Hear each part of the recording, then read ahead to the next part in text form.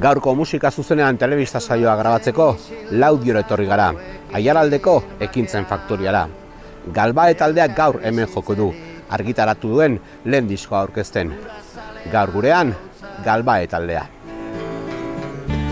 Ez du lortzen isildutakoekin bakean elkar bizitzerik.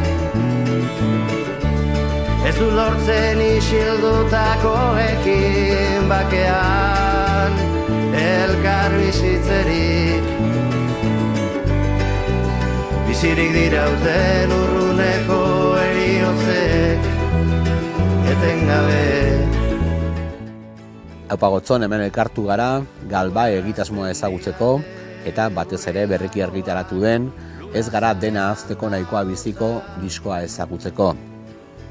Dena dator Galbae izeneko liburutik, bertan egin zenitun poema batzuk, diskoan musikatuak agertzen dira. Hasteko eta behin, zein da guztionen abiapuntua? 2017an egin genuen errezitaldi bat Azpeitian, Gorka Urbizuk eta biok, eta nik proposatuta izena jarri genion Galbae. Baneukan kontzeptu baten inguruan lan egiteko gogoa, kontzeptu horren inguruan, zer iragazten dugun, zer ez dugun iragazten, ze filtro erabiltzen dugun, harremanetarako informazioa jasotzeko, denerako, bizitzeko. Eta orduan, 2017tik urte desente etorri ziren, joan ziren, ariketa 2024an liburu formatoan poema liburu bat argitaratu genuen arte, Galbaea, Susa argitaletxearekin, nik poema bakar bezala irudikatzen nuena, gero zatitu genuena, baina poema bakar bezala kontzeptu horren inguruan. 24an bertan egin genituen emanaldi batzuk, errezitaldi formatokoak gehiago, eta erabaki genuen grabatzea. Eta orduan 25ean grabatu genuen. Eta aurkeztu genuen Horibai Gaztetxean, bere 60. urte hurrena zela eta ez zela, eta 26an ari gara alik eta emanaldi edo kantaldi gehien eskaintzen, eta orduan aurten utziko dugu zikloa.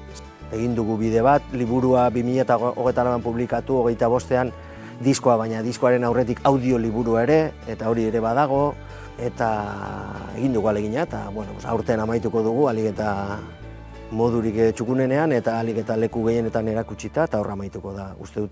Euskal Herrian sarri erabili izan dira poema kantuak egiteko, zuk abantaia duzu kasu honetan, zuk idatzitako kantuak dira, zuk buruan zenituen melodientzako.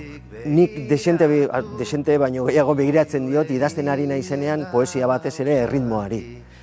Ze poemak berez euki beharko lukete musikalidade bat. Poemak beharko luke berak bakarrik kantatu, inoren laguntzarik gabe. Baina idazten ari nintzela melodia batzuk ateratzen zitzaizkidan. Etxean ari nintzela eta ahoz, txutxez. Literatura eta musika oso uztartuta bizi izan ditut beti, zeka nien naiz musikaria, baina oso lotuan egon naiz betidanik euskarazko kantakintzarekin. Guk nahi genuena zen alik eta fidelenak izan poemak nire ustez eta gure ustez duen ahotsarekin, duen tonoarekin, duen aldartearekin, umorearekin, horri alik eta fidelen izan, ez? Oso takigrafo lana egin, ez? Transkripzio alik eta fidelena egin poemarena, eta oso desberdina da zuk musikatik abiatzea disko bat, gitarra batetik, piano batetik abiatzea, edo letretatik abiatzea, are gehiago poemetatik abiatzen baldin bazara, edo emaitza oso diferentea da. Galbae taldearen disko honetan daude oso diferentea diren kantak beraien artean. Zergatik, gu ahalegindu garelako poemak berak esan nahi duen horretara bideratzen beste guztia. Izan ere, Katamalon ere antzeko estrategia bat erabiltzen zenuten musikatresnen aldetik, ez? Ahotsak ziren, errezitatzen eta banda bat giro akustikoetan. Denpora asko pasada batetik bestera, eta igual batean batek pentsatezake beste instrumentu batzuk agian erabiltzea, ez? Neronek ere, zergatik ez, ez? Nire belaunaldikide batzuk ere batzuei gertatu zaie hori, ez? Epe oso luze bat pasatzea aurreko diskotik gaur eguneko diskora, eta orduan egitea autua beste musika mota bat egiteko, ez? Baina nik Galbae lana egin nuenean niretzat, naiz eta musika oso ezberdina entzuten dudan, eta eduki dudan nire punk sasoi oso sutsua, eta gero heavya ere bai, eta gero rock and rolla beti. Orain adibidez entzuten dut Afrikako musika asko, Asiako musika asko, Estatu Batuetakoa eta Inglaterrako ez den musika edo Puerto Ricoko musika ez dena entzuten alegintzen ari nahi, ze hori ja entzuten dut inongo aleginik egin gabe, orduan banoa beste gauza batzuen bila. Da nik egiten dut galbae lana musikarekiko, ze musikak inarrosten hauen, eta oso organikoa da. Gitarra akustikoak, bibolinak, mandolinak, eta sakonean dagoena hori da. Eta egia da poesia ez dela irakurtzen, baina egia da ere behin joaten dena olako emanaldi batera itzuli egiten dela. Eta aurreritzi asko uste dut apurtzen zaizkiola. Diskoa musikatzeko banda eder bat batu duzu zure ondoan, baina esango nuke ahotsa dela diskonetako protagonista nagusia. Bai, sortu ere horrela sortu nituen nik melodia gehienak ahots hutsez. Gero gehitu genizkiolako gitarrak, mandolina eta hori guztia. Baina ardatza melodikoa ahotsarekin egindakoa da, bakoitzaren arabera kantatuta dagoela. Nik ez dauka kantakera finkatu bat, ni naiz kantaria, beti kantatu dut, baina deno kantatzen dugun bezala, oso kantuzale izan naiz beti. Baina ez dut landu bereziki kantua musika eskola batean edo konservatorio batean edo...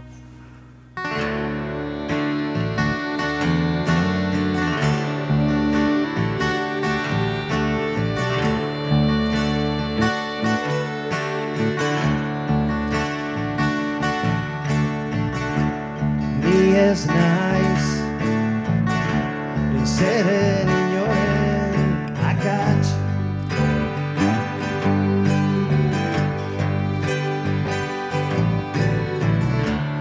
Garai bat baizen gehiago igaireak. Otzon, diskoa osatzeko banda bat izan duzu alboan, orain soinu probetan ari dira, ezagutu ezagun zein da zen. Oso.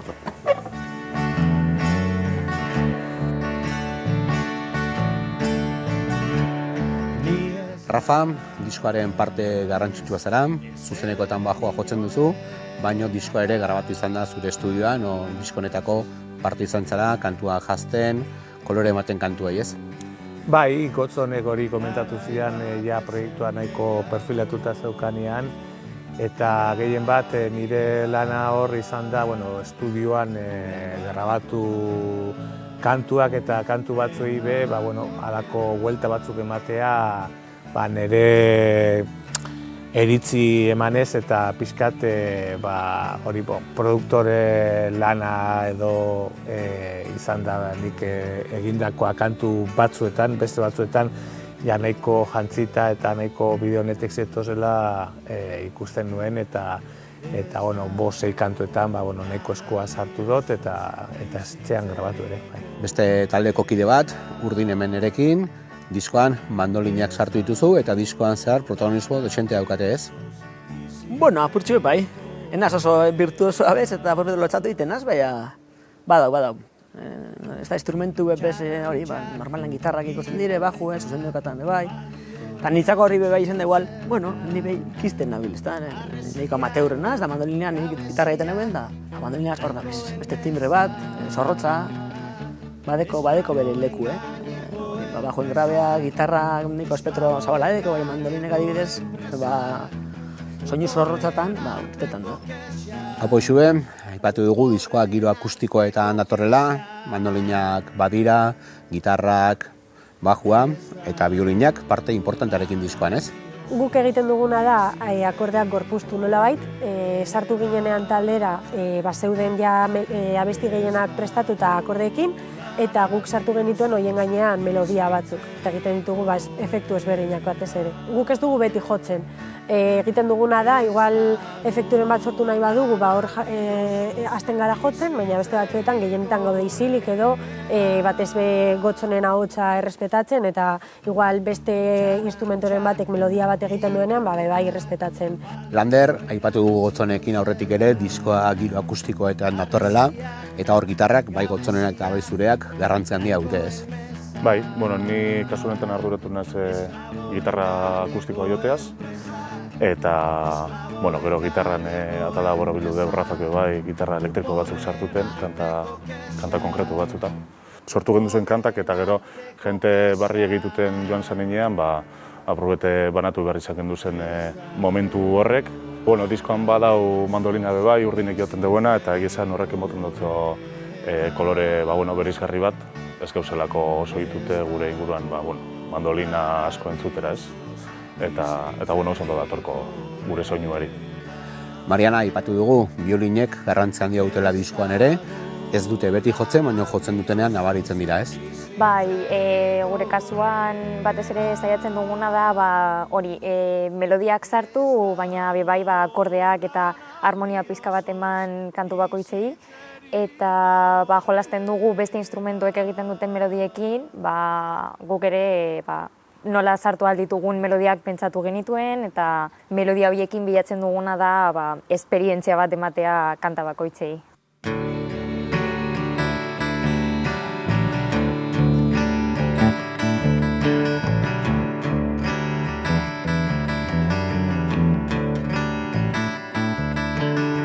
Nahi zenuke zure mina nire egitea, baina zure mina ez da nirea, ez da nirea.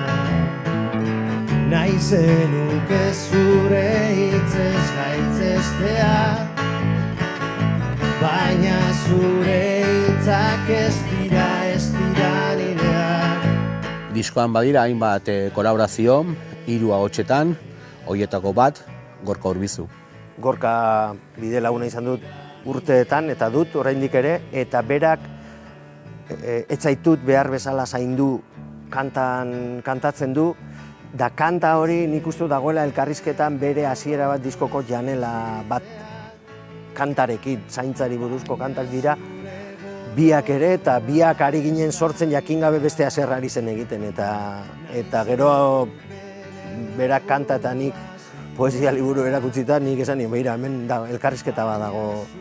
3 kolaborazioak, orain aipatuko ditugun beste biak ere, dute ezaugarri berbera nire ustez, eta da, nik hauek entzuten ditudanean, ez ditut beste batzuen ahots antzeko imitazio hurbiltzen nahi batzuk. Entzute ditut horiek. Ezin dizut esan Gorka entzuten dut eta etortzen zaite ez dakiz kantari burura ulertzen. Orain aipatuko ditugun adibidez, Amets Aranguren edo Maia Iribarne. Nik Amets Aranguren eta Maia Iribarne entzute ditudanean ez datorkit beste inor burura. Eta ostera gertatzen zait musikari askorekin, euskaraz kantatzen duten musikari askorekin, esan diezazuket noren ahotsa datorkit edo noren kantaera, ez? Esaldiak esateko modua, silabak zabaltzeko modua, erkatu ditzaket beste batzuekin, baina hauek ez. Eta hori gustatzen zait, ez? Esatea, Gorka da, Amets da eta Maia da, ez dakit noren antzeko ahotsa edo kantaera, batez ere kantaera, ez? Ahotsetan ere, Amets Aranguren, Ibilbedi taldeko kideak, kanta batean parte hartu du, emaitza zoragarrian. Amets miresten dut pila bat, Ibilbedi taldea bera eta gero gure grabazio egunean, gure diskoan, iruditu zitzaidan. Ze jostari ibili zen eta ze ondo egiten zituen koroak eta bazekien non sartu behar zuen esaldi bakoitzak goitik edo betik edo itxaron behar zuen eta miresten dut bere kantakera asko eta bere musika bizitzeko eta ikusteko daukan modua ere bai, eta ibilbide izale sutsua amorratua naiz, eta orduan, niretzat kriston poza izan da berak kantatzea. Ahotsetan dagoen 3. kolaborazioa, Maia Iribarnerena da, Blon taldeko kidea, Abiak taldeko kidea ere, eta protagonismo handiarekin kantuan zehar. Lehen esan dizudan, Amaiarena nire ustez izugarria da. Nola kantatzen duen, nik hori ez dut ezagutzen beste inor, Maiak bezala kantatzen duenik. Agian, gehiago, etortzen zitzaidan Leire, Iribarne bere aizpa, ez?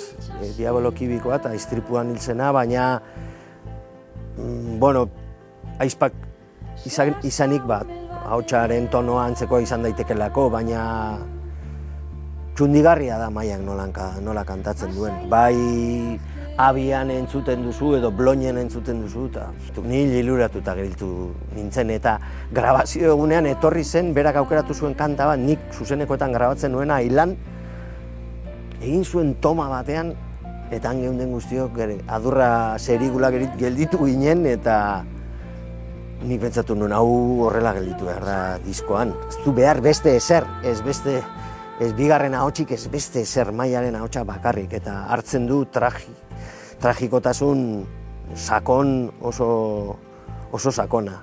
Laugarren kolaborazioa bestelako giroetan datorrez. Gaizka Sarasola lezakarra da, txistularia batez ere, txistu irakaslea eta da, baina antzerkilaria, aktorea, idazlea. Eta berak, geuretik sortuak beka, Udalbiltzaren beka horri esker, etorri zen Larrabetzura, idaztera narrazio bat. Eta Larrabetzuri buruzko ikerketa lanean ari zela, aurkitu zuen doinu bat. Narrazio hori amaitu eta handik denbora batera etorri zen aurkestera herrira, jo zuen zuzenean doinu hori. Eta esan zian, hau Larrabetzuko doinu bat da.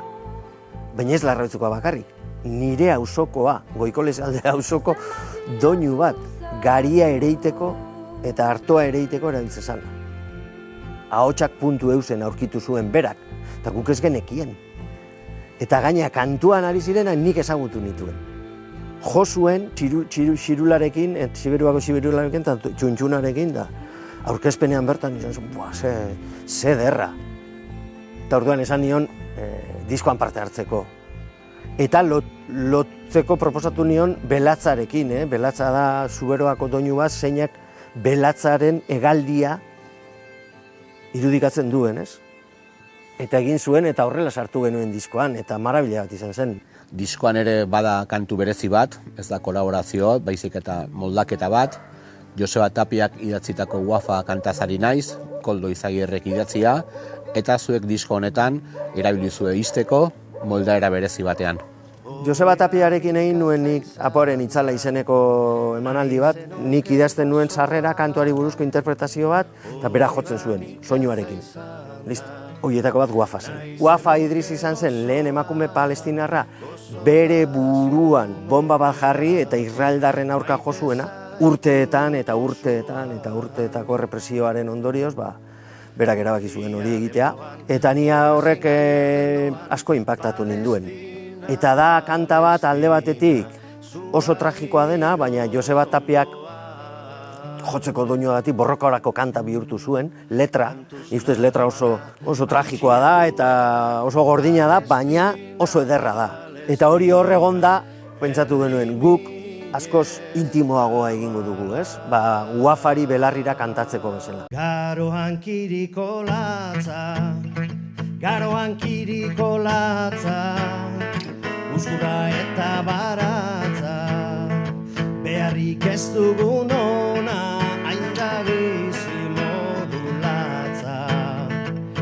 bizi modulatza, garoan kiriko latza, zeru beltzean izarra, pinu artean lizarra, garen azarrotzera. Gotzon, ze zirkuito du Galbae bezalako egitasmo batek, ze publiko du Galbae bezalako egitasmo batek?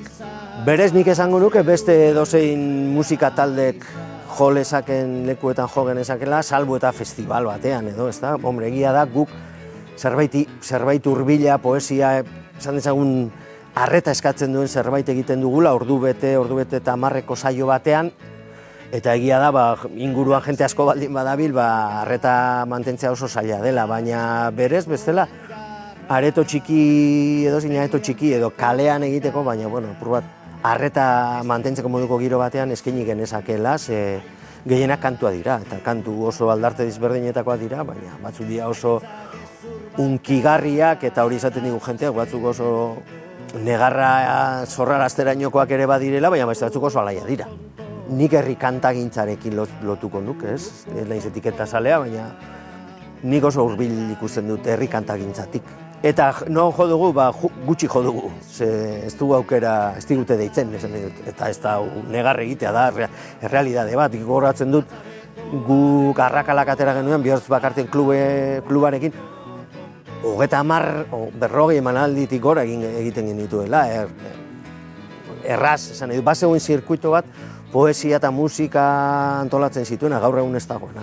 Eta gu lotzen gaituzte poesia eta musika, eta badakizu, programatzaile asko poesia entzuten dute eta ja ikaratu egiten dira, ez? Zuk esan duzun bezala, oso minoritarioa delako. Bai diskoa eta bai liburua diseinu ederrean argitaratuak izan dira, eta horren erantzule Alotxarregi izan da. Malen Amenabarrei proposatu genioen, baina berak ezin izan zuen, Malen Amenabarri zergatik Domekak Oriebaiko kartel guztiak egin zituelako berak, eta nire aurreko liburu bateko azala ere egin zuen, eta oso hurbilekoa daukadalako, eta arek esan zigun ezin zuela, eta orduan Anariren diskoko azala nork egin zuen begira, eta Gorkak Urbizuk esan zian begira, hau honek egin du, eta begira, hemen daukazu bere sare sozialetan zer egiten duen, da behiratu nuen, eta ostra, oso aproposa da. Orduan geratu nintzen Alotxekin, azaldu nion zer idatzi nuen, zer buruzkoa zen, berak probatzuk egin zizkidan, baina berehala hartu zuen, zer zegoen liburuan, ez? Kolasa zan liburua, berez, kolasa da, zekau da, belaunaldi bateko iritzi oso ezberdinak agertzen dituen poema liburu bat, eta elkarrizketan nahi duen agente askoren artean, orduen Alotxek oso ondo harrapatu zuen hori. Bale, nahi duzu jentea agertzea, ez? Bata bezala entzuten, eta entzuteak garrantzia aukitzea, eta behin Galbaearen azala eginda, guk nahi genuen identifikatzea eta lotzea Galbaea poema liburua eta Galbae diskoa eta taldea. Orduan, esan genuen, logikoena da, erabiltzea diseinu berbera, ez da berbera. Gauza batzuk aldatuta daude. Liburuko azalean dauden gauza batzuk ez daude diskoaren azalean. Baina bai egiten da lotura erabatekoa. Elkarrizketa hasieran aipatu duzu, aurtengorako dituzuen asmoak, imaginatzen dut beti ere bidean gozatzea izango da importantea. Nik idazten jarritzen dut eta batez ere literaturatik tiratuko dut. Baina egia esango dizut, ez dakit agian gure belaunaldikoak entzulerik gabe geratzen ari gara. Belaunaldi batzuek ja ez dute guk esateko duguna entzun nahi edo irakurri nahi. Eta aztertzekoa da, eta horrela baldin bada oso onargarria, eta agian, jazta, horrela da, onartu, eta listo, orduan. Musika arloan nik neu musikari, baina, oholtza batean berriro musikaren inguruan, asko pentsatuko dut. Asko pentsatuko dut. Gozatu genuen liburuko poemak irakurtzen, gerora gozatzen ari gara orain diskoa entzuten, eta batez ere gozatuko dugu zuzeneko emanaldietan saio hortan eta bidean topatuko gara. Eskerrik asko zuei. Ez gara dena hasteko nahikoa biziko, ez gara dena hasteko biziko.